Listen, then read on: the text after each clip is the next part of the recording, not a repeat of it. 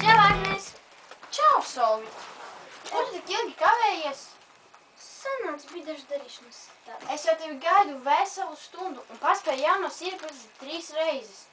Zvani ātrāk Vikai, lai viņa nāk. Labi, tūlīt. Es šo. Čau, Vika! Jā, es vēl atnācu pie Agneses. Vari nākt? Jā. Ņem pauz, kā viņa nāk. Es nomiršu. Ir apkaža. Čau, Vika! Tas tāds. Sunīti nopirku.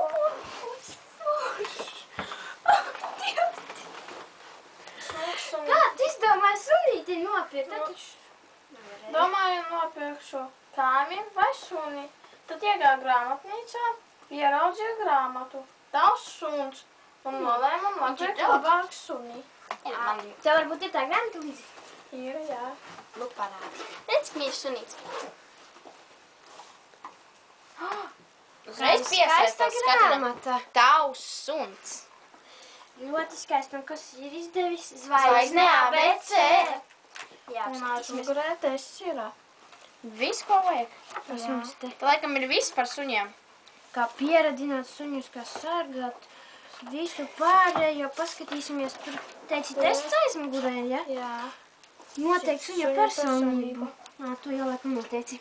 Jā.